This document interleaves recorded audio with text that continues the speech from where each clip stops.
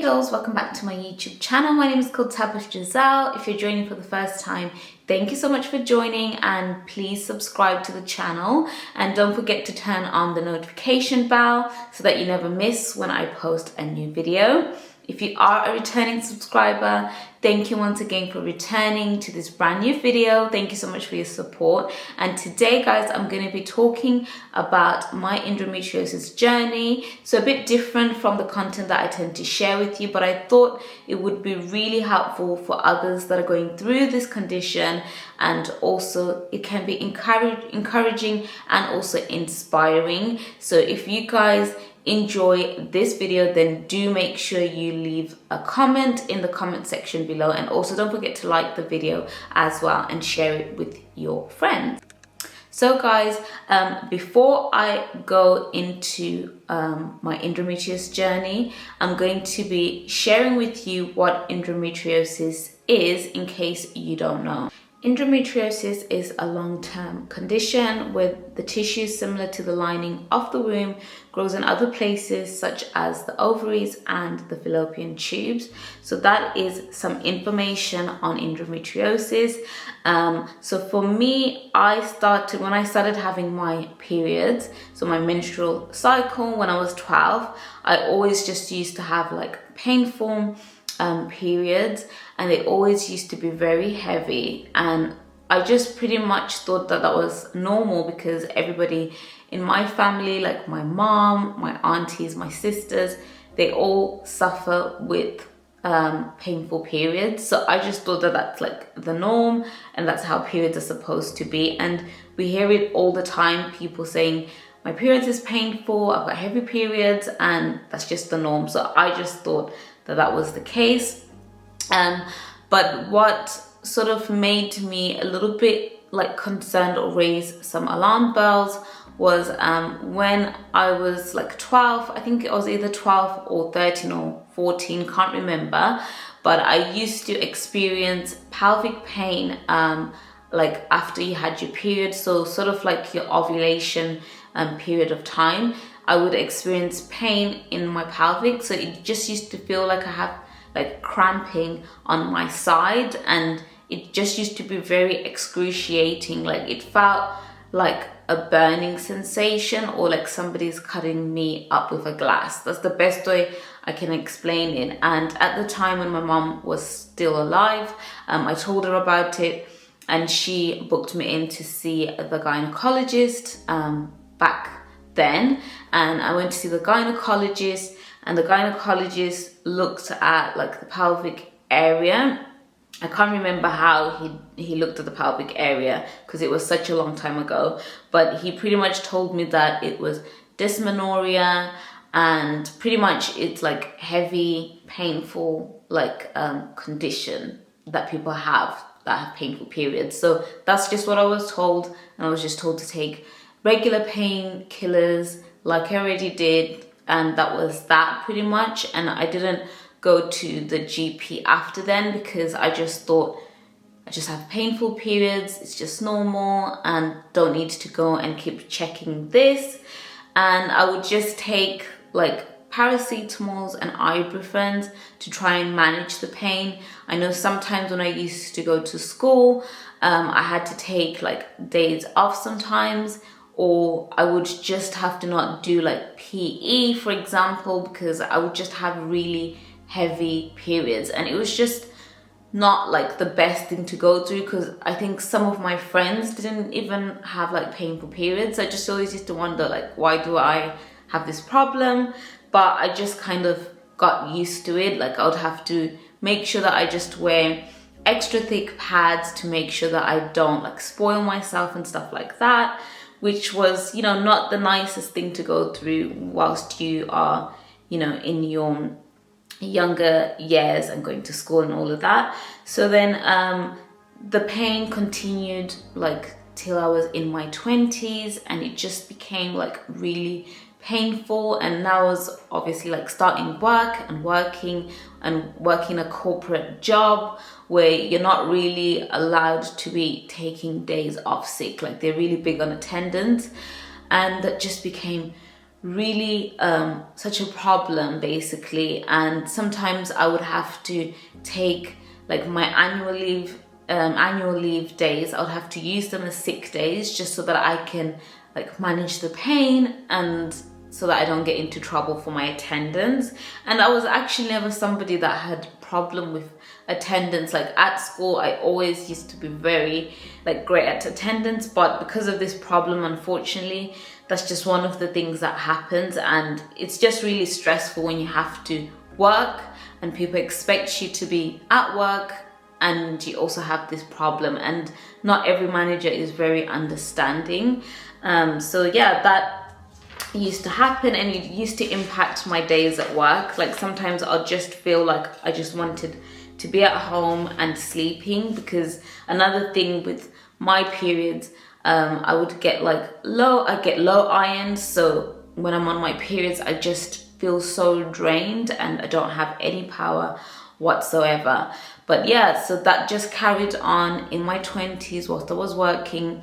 And then I moved to London in 2021. So I started a new job, and my manager was like a male manager, and he wasn't understanding to me needing to have time off. And also sometimes we were like doing the hybrid working, so sometimes I would have to like change my days of working in the office, and he wasn't an understanding manager. He was like really difficult and was even threatening me that I'd like lose my job. So you can imagine all that stress on top of being in pain and all of that. It just wasn't the nicest thing to experience.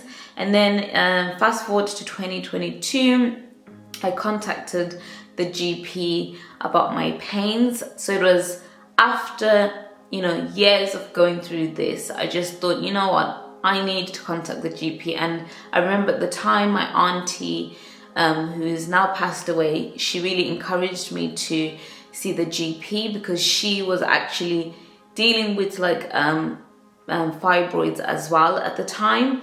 And she really encouraged me. She was like one of the people that encouraged me to see the GP, and my sisters as well. They all did. So I contacted the GP about the pains. The GP that I spoke to was such a nice lady. She was like honestly amazing to talk to. Like she asked all the questions, everything that I was going through, and it just felt like I was being heard by someone, because like after experiencing like bullying from my manager that I had at the time, it was just nice to speak to someone that was understanding. So she booked me for the ultrasound, and they were basically just going to check the pelvic area to see what was happening in case if it was fibroids. And then the results came back, with basically 2 fibroids in the uterus. By the way, I'm like just looking at my notes just so that I don't ramble on or forget any information. So if I keep looking down, it's because I'm just looking at my notepad. So the results came back with 2 fibroids in the uterus, and then 1 cyst on the right hand side of the ovaries that looks like endometriosis. And because endometriosis, they can't confirm it for definite until you have the laparoscopy surgery. That's the only way they can confirm it. So they just told me that it looks like it's endometriosis on the right ovary. So that was those results back, and it was, I think, really nice to get those results, because I think for the longest of time I just thought that this was like a normal thing, and you start to tell yourself it's really normal and that's just what you go by. So to actually get this result just made me feel very like validated. And I know for a lot of women that go through the same journey always say the same thing, that it just feels like you're being validated and you're not just having, like fake problems. Because to other people, I think they see you on the outside and they just assume that you're probably faking it, you're lying, or you're not telling the truth. And like after dealing with that manager that thought I was lying, it was just validating. So yeah, those were the results. They also offered me to go on the contraception pill when they gave me these results, but I refused for my personal reasons, and also because my sisters have been on contraception pills for the same issue and it didn't help. And a lot of women I know have taken contraception pills and it only just makes the problem worse. And I just didn't want to risk going through all that headache. So they referred me to the gynaecologist to get more checks as well for the cysts to definitely confirm whether I have, endometriosis and fibroids. So I waited about 3 months to basically speak to the gynecologist, and he wasn't very helpful, guys, when I went for the appointment. He just talked about the same information which I'd already gone through. He didn't even check to do an ultrasound or anything of that nature. But he did prescribe me with mefenamic acid, which is similar to ibuprofen. But that ended up just giving me heart palpitations, and I think it just also made my anxiety a little bit bad. So I had to just come off that because that wasn't helpful whatsoever. So I had to contact the GP once again and tell them that, I need to change the medication and it's not working. And I literally waited days, I think it was probably a week, for me to be contacted by the GP.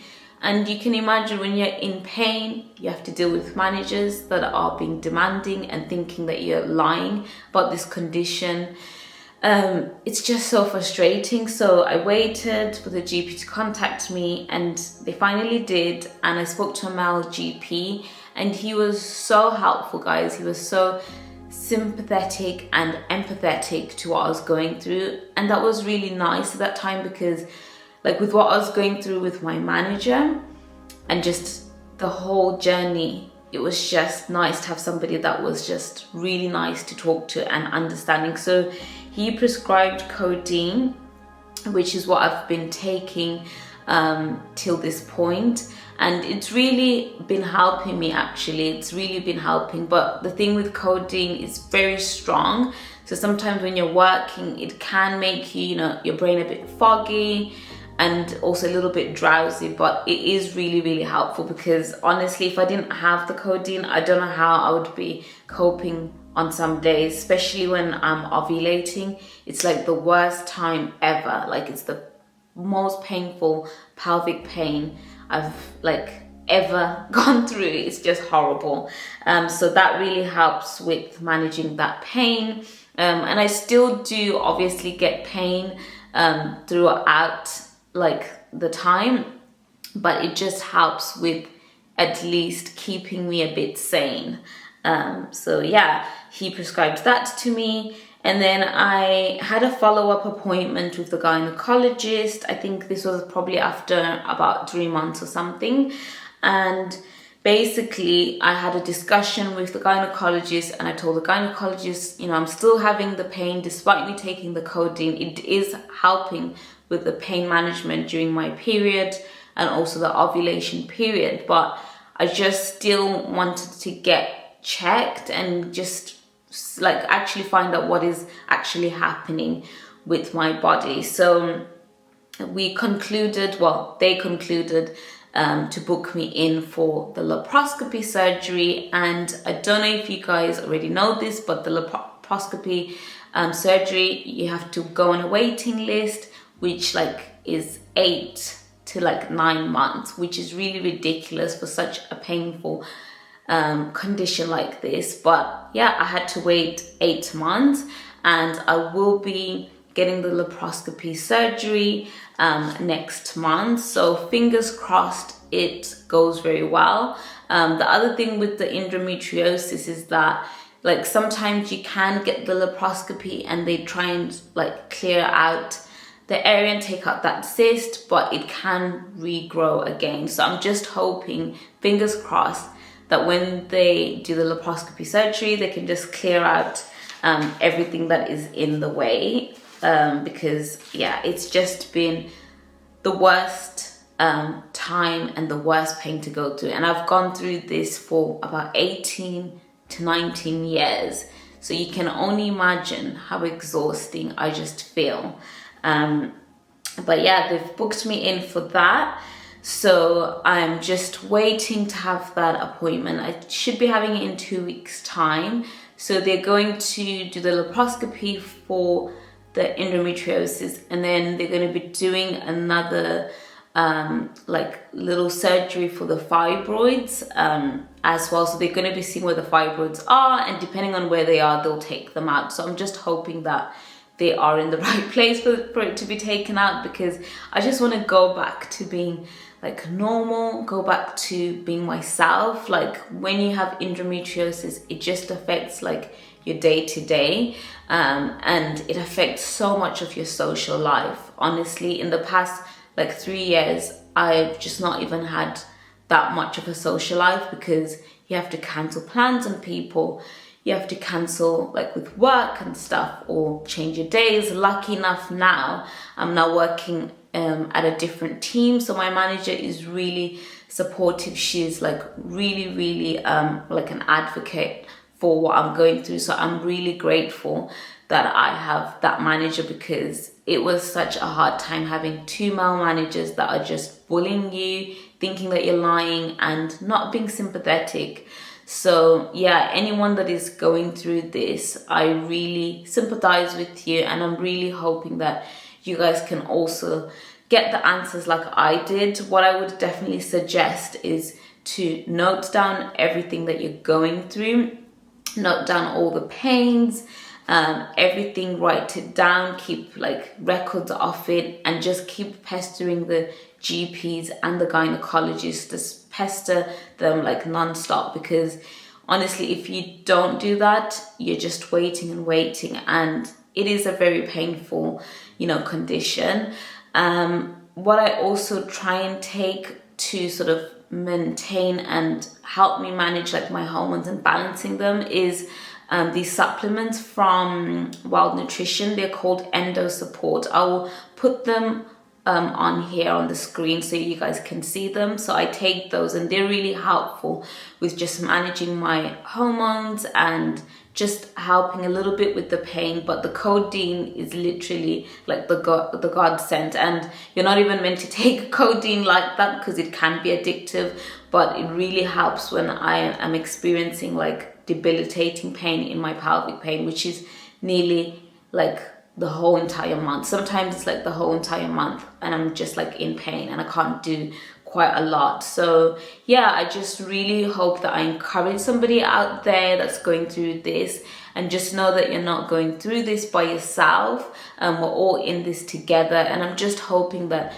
all of you can also get like your answers, keep pestering them, and don't give up. And even if people try and undermine you and tell you that this is all in your head, don't listen to that, guys, because yeah, you don't need to listen to those people. So I really hope you found it useful. I hope you found everything that I've said useful.